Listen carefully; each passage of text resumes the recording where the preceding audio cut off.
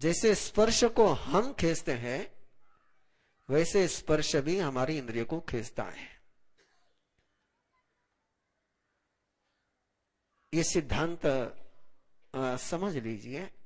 आपका अनुभव तो है इस बात का, आपको अनुभव तो है, लेकिन आपने उसको तरफ ध्यान नहीं दिया कभी। किसी सुंदर रूप को आप देखते हैं, मन भावन रूप को आप देखते हैं, और देखने के बाद जैसे आगे बढ़ते हैं वापस नजर उधर जाती है। अब उस समय उस आपकी आंख को किसने खींचा? उस पदार्थ ने खींचा, उस रूप ने खींचा। पहले शब्द आप सुनते हैं और फिर शब्द आपके कान को पकड़ लेते हैं, फिर कान बार बार वहां जाते हैं। जैसे शराब, पहले आदमी शराब को पीता है और बाद में शराब आदमी को पीती है। पहले गुटखा आदमी खाता है और बाद में गुटखा आदमी को खाता है। पहले बुरे रास्ते पर कदम हम रखते हैं, फिर बुरा रास्ता हमारे कदमों को खींच लेता है। ऐसे ही मन का भी है कि पदार्थ में भी आपके इंद्रियों को ग्रहण करने की शक्ति है, और यदि आपने उसका ग्रहण किया है तो जिस समय आप उसको ग्रहण करते हैं उस समय आप अपनी ऊर्जा वहां डालते हैं, इन्वेस्ट करते हैं, और उसी ऊर्जा का अनुसंधान करते हुए वो पदार्थ भी आपको पीछे खींचता है। इसलिए कई बार आप कहते हैं ना, कई बार लोग कहते हैं कि मां साहब मैं गुटखे को छोड़ना चाहता हूं, गुटखा मुझे नहीं छोड़ता है, तो सत्य कहता है, उसमें कोई उसकी मन की कमजोरी की बात नहीं है। ये सच्चाई है परमात्मा के शब्दों में कि वस्तु में भी आपको पकड़ने का सामर्थ्य है, कि वस्तु में भी स्निग्धता और रुक्षता होती है, वस्तु में भी बंध करने का, बंधन करने का सामर्थ्य है। और ऐसा सिद्धांत जैनेतर की बात छोड़िए, उत्तराध्ययन सूत्र के इस अध्याय के अलावा, प्रमाण स्थान के इस अध्याय के अलावा अन्यत्र कई आगम में भी नहीं गया कि विषय भी इंद्रिया को ग्रहण करती है। इसलिए मैं जो आपसे बहुत शुरू से कहता रहा हूं कि अंतिम समय जब आता है आदमी का, तो पिता अपने बेटे को जो जिंदगी में नहीं दिया वो देने का प्रयास करता है, कि उसको पता है कि इसके बाद मुझे मेरे पास देने के लिए समय नहीं रहेगा। इसलिए श्रेष्ठतम वचन और श्रेष्ठतम वरदान कोई होते हैं तो अंतिम समय के होते हैं।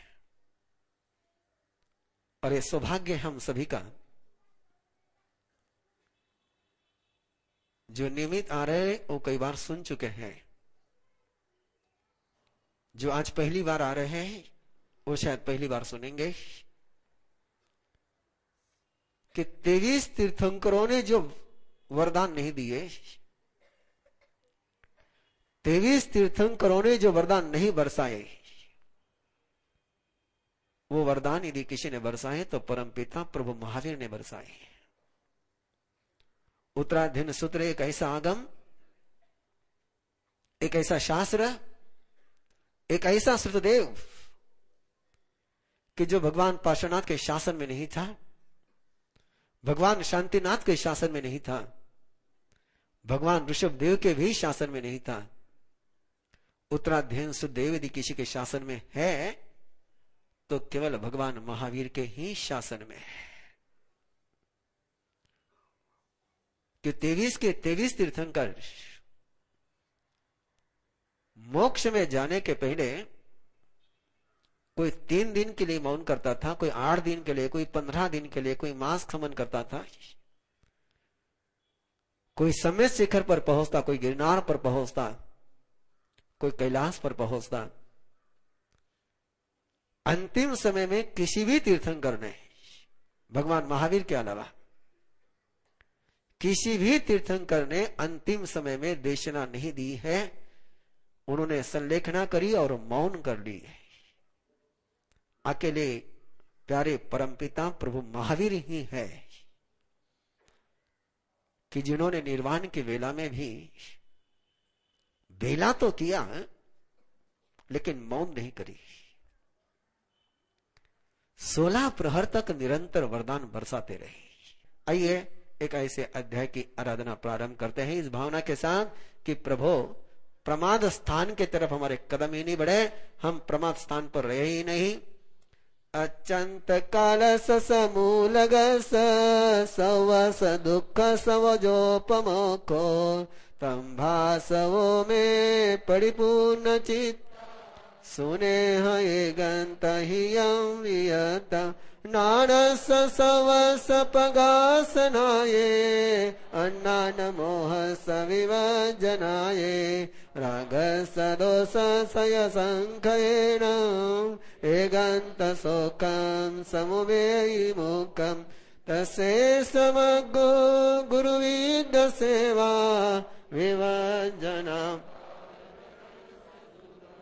सज्जाय एगंतनि सेवनाय सुत्थत संचिंतनाय धीय आहारमीचे मियमे सनि साहायमीचे न्यूनत बुद्धिं निकेयमीचे जविवेक जोगं समाहिका मे समने तवस् नवालभे जानिउणं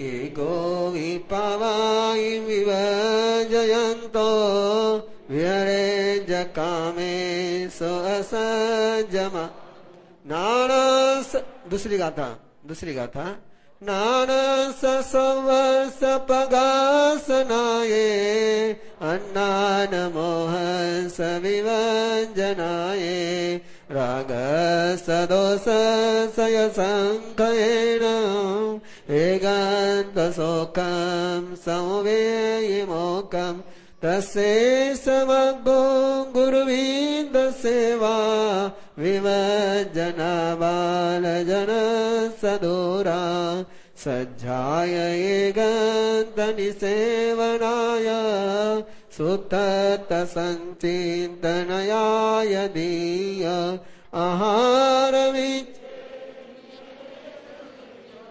साहायमीचे न्यूनत बुद्धिं निकेयमीचे जविवेक जोगं समाहिका। परमात्मा फरमा रहे हैं परमास्थान की चर्चा करने के पहले प्रभु फरमा रहे परमास्थानों से कैसे बचा जा सकता है। और उसका पहला सूत्र है नानस सवस पगासनाए, ज्ञान का प्रकाश सर्वत्र हो, अज्ञान का अंधियारा दूर हो जाए। रागस्य दोषस्य संखयनम, अंदर के अपने राग और द्वेष को जिसने जान लिया वो एकांत सौख्य और मोक्ष को प्राप्त होता है। लेकिन रास्ता तो मंजिल तो बता दी, इसके प्राप्ति का मार्ग क्या है, कैसे सर्व प्रकाशक ज्ञान मिले। अपने पास नॉलेज होता है लेकिन नॉलेज सभी बातों का उजाला नहीं देता है, कुछ बातों की जानकारी देता है, कुछ बातों की जानकारी नहीं होती है। कैसे ऐसे नॉलेज मिले कि ऑल इन वन हो जाए, उसका रास्ता क्या है। कैसे अज्ञान और मोह से हमारा जीवन और हमारा मन दूर रहे, कैसे रिएक्शन से बचे, इसका उपाय क्या है? उसका उपाय बताया प्रभु ने तीसरी गाथा में, तस्से समग्गो गुरुविद्य सेवा। उसका एक ही मार्ग है, उसका एक ही रास्ता है, गुरुजनों की सेवा और जो घर के बुजुर्ग हैं उनकी सेवा।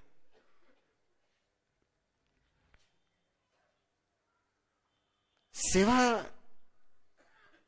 बहुत कुछ दे जाती है जो आप शायद ले नहीं सकते हैं।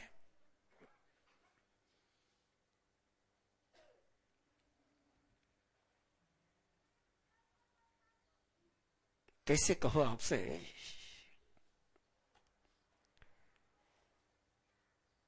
मैं बहुत असंस्कारी वातावरण से आया हूं, गावड़े का बेटा हूं, और कोई जीवन में आर्ट नहीं थी, मेरे कोई संस्कार नहीं थे। मैं बता ही चुका हूं आपको कि 15-16 साल में केवल 2 बार साधु साध्वी के दर्शन। ये बात तो अपनी जगह पर।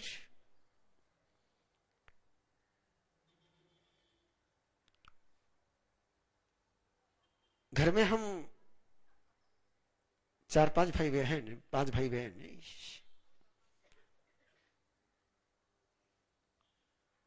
मेरी जो स्थिति थी बड़ी विचित्र थी। मुझे कोई काम करने की कला ही नहीं थी।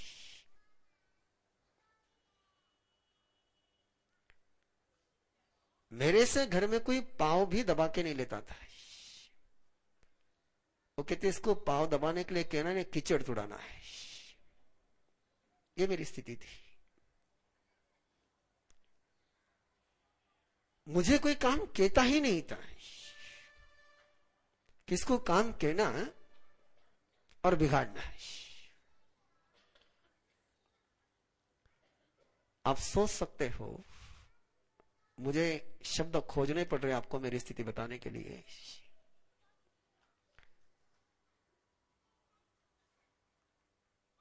सेवा की योग्यता नहीं,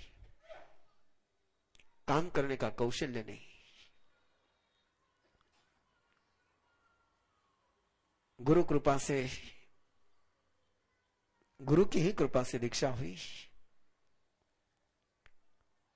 और क्या गुरु कृपा करती है मैं नहीं जानता है, जान भी नहीं सकता हूं, कोई नहीं जान सकता है। दीक्षा का पहला ही वर्ष और दीक्षा का पहला वर्धापन दिन, क्योंकि गुरुदेव के प्रति महाराष्ट्र में गुरुदेव पधारे थे और गुरुदेव के हम छोटे छोटे चेले थे बहुत, तो साधु साधियों को, महाराष्ट्र के साधियों को बहुत कौतुक था। तो पहला दीक्षा दिन मना रहे थे। एक सहज संस्कार था गुरुदेव के प्रति आस्था का, और सहज भाव से गुरुदेव के पास गया और गुरुदेव को कहा कि गुरुदेव दीक्षा दिन का आशीर्वाद चाहिए। बंदो बहुत मुश्किल जाएगा कहना, लेकिन कह रहा हूं। और गुरुदेव ने कहा अध्ययन तो कर ही रहा है, सेवा का ध्यान रखना।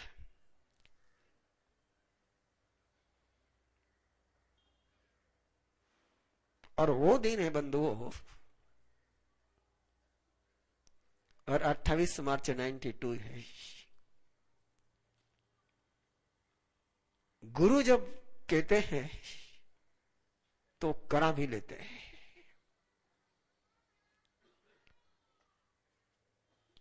कहां से आया मुझे पता नहीं, कैसे हुआ, क्या हुआ ये मैं जानता हूं, कैसे हुआ मैं नहीं जानता हूं। सेवा के ऐसे कई संस्मरण है, कई ऐसे प्रसंग हैं कि जहां डॉक्टरों ने हाथ टेक दिए थे वहां भी रास्ता निकल गया था। और आज जो भी है वो केवल गुरु कृपा है। इसलिए यदि वो आशीर्वाद नहीं मिलता तो पता नहीं मैं क्या होता, पता नहीं मैं क्या होता। कपड़े मिलना अलग बात है, मुपत्ति मिलना अलग बात है, लेकिन जीवन का अंदर का रस मिलना। और इसलिए जब भी इस अध्याय का पाठ करता हूं, तस्से समग्रो गुरुविद सेवा, आपको बहुत आस्था से कहना चाहता हूं,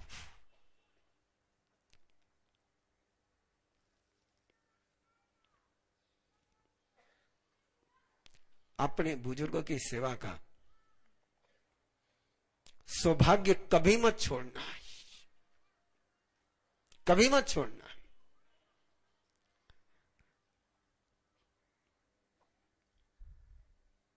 17 काम छोड़ देना, लेकिन घर में जो बुजुर्ग हैं उनकी सेवा का यदि सौभाग्य मिलता है तो उससे स्वयं को कभी भी वंचित मत रखना है, कभी भी वंचित मत रखना।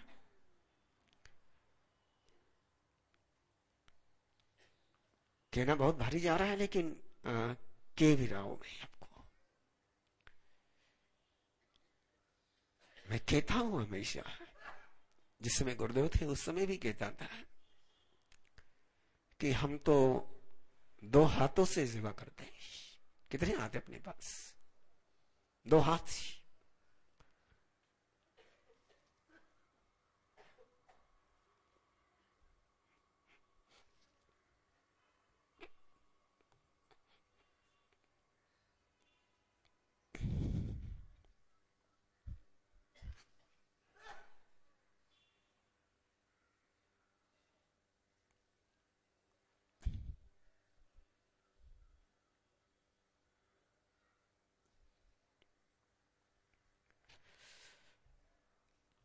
जिनकी हम सेवा करते हैं वो कितने हाथों से हमें संभालते हैं। वे हाथ दिखते नहीं है,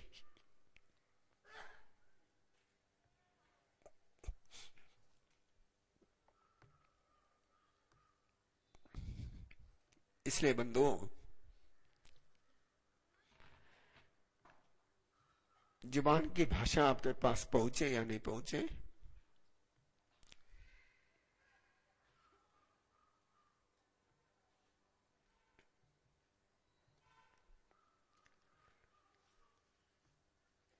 मैं फिर बात करता हूं थोड़ी देर से। विवेक जना बाल जन सदूरा, अज्ञानी जनों से स्वयं को दूर रखना, मूढ़ जनों से, मूर्ख जनों से स्वयं को बचाए रखना। मूर्ख लोग बहुत प्यारे लगते हैं,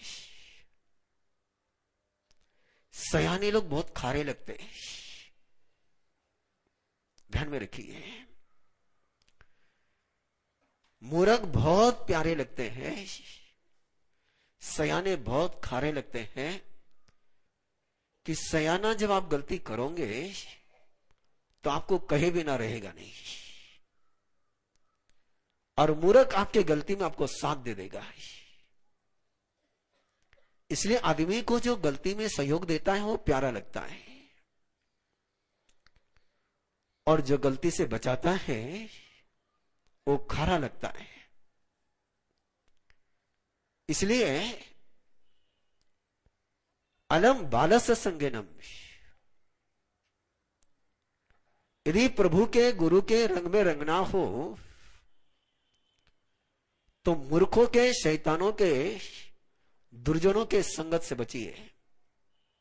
तस्से समग्गो गुरुविद सेवा, सेवा करने वाले 2 हाथ नजर आ जाते हैं, लेकिन जिनकी सेवा करते हैं और जिन अनंत हाथों से संभालते हैं वे हाथ किसी को नजर नहीं आते। कई बार तो जिसको संभालते उसको भी पता नहीं चलते। इसलिए फिर एक बार आपसे आग्रह पूर्वक कहना है, सामायिक नहीं की तो चलेगा, माला नहीं गिनी तो चलेगा, लेकिन अपने मां बाप और बुजुर्गों की सेवा से स्वयं को कभी वंचित मत रखना। जिसने उस सेवा से स्वयं को वंचित रखा, उसने स्वयं को सौभाग्य से वंचित कर लिया। उसी से ज्ञान मिलेगा, उसी से सौभाग्य मिलेगा, उसी से सिद्धि मिलेगी। और सुधर्मा स्वामी जो उत्तराधिकारी बने, इंद्रभूति गौतम उत्तराधिकारी नहीं बने, सुधर्मा स्वामी उत्तराधिकारी बने। उसका कारण भी वही है कि तीर्थंकर परमात्मा की सेवा सुधर्मा स्वामी करते हैं। तीर्थंकर परमात्मा के आहार लाने की सेवा कि केवल ज्ञान होने के पश्चात परमात्मा गोत्री को नहीं जाते हैं। और परमात्मा की जो आहार की सेवा थी, जो परमात्मा को प्रसाद समर्पित करने का सौभाग्य था, वो सुधर्मा स्वामी को मिला है। इसलिए अगम इंद्रभूति गौतम के तो अष्टापद पर जाने के जिक्र मिल जाएंगे आपको। अगम इंद्रभूति गौतम के श्रावस्ती नगरी का जिक्र भी मिल जाएगा आपको, जो हम लोगों ने देखा ही है कि केशव श्रमण की मुलाकात श्रावस्ती नगरी में हुई। उस समय परमात्मा के साथ नहीं थे, लेकिन सुधर्मा स्वामी ने दीक्षा लेने से लेकर आखिरी निर्वाण के पल तक एक पल के लिए भी अपनी प्रभु की छाया से स्वयं को दूर नहीं किया है, एक पल के लिए भी।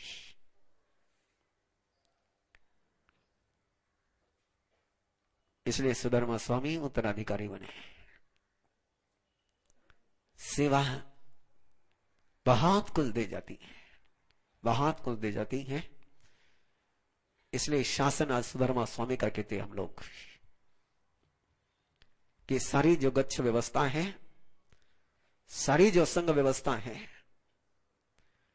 तीर्थ नायक तीर्थंकर और इंद्रभूति गौतम है, लेकिन संघ नायक सुधर्मा स्वामी है।